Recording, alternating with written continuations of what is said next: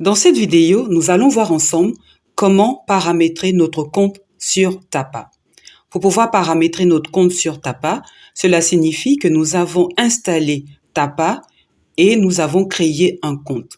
Si vous n'avez pas encore installé l'application ou vous n'avez pas encore créé votre compte, alors je vous invite à voir la vidéo 1 et la vidéo 2 qui parlent de comment est-ce que vous pouvez télécharger et installer l'application et la vidéo 2 qui va vous expliquer comment créer un compte. Et ensuite, vous allez revenir ici pour regarder cette vidéo sur comment paramétrer le compte.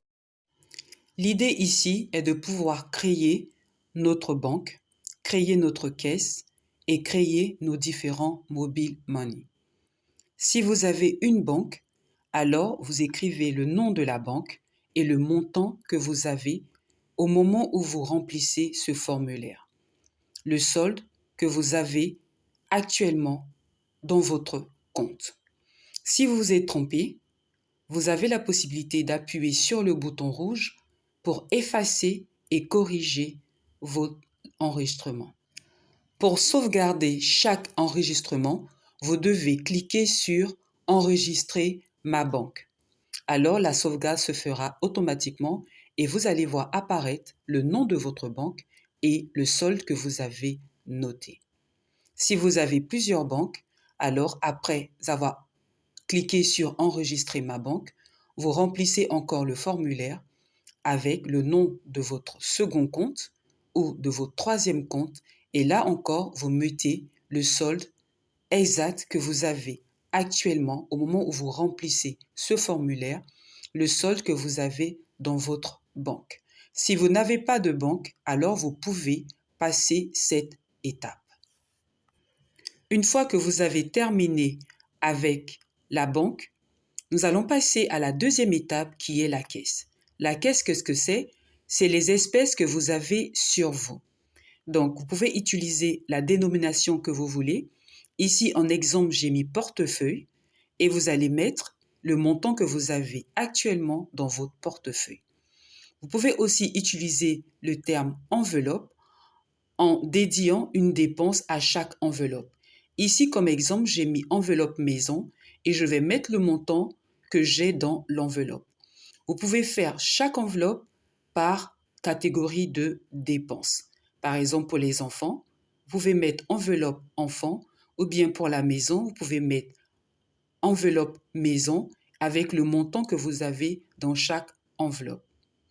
N'oubliez pas de cliquer sur le bouton Enregistrer ma caisse après chaque enregistrement. Si vous vous êtes trompé encore une fois, vous pouvez très bien appuyer sur le bouton rouge qui représente une poubelle qui va effacer votre précédent enregistrement et vous pouvez reprendre l'enregistrement. C'est très simple.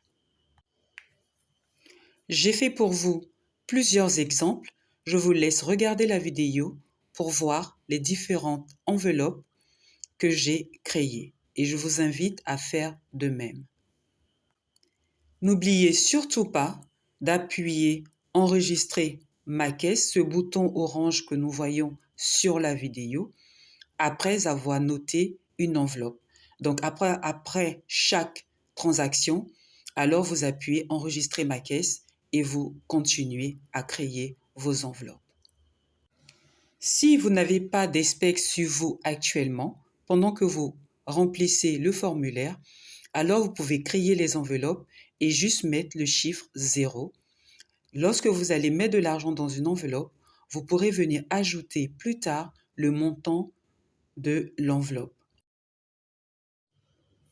Une fois que vous avez terminé avec votre caisse, nous allons passer à la troisième étape qui est l'ouverture des comptes Mobile Money. Donc cela va dépendre de vous et du nombre de comptes de Mobile Money que vous avez.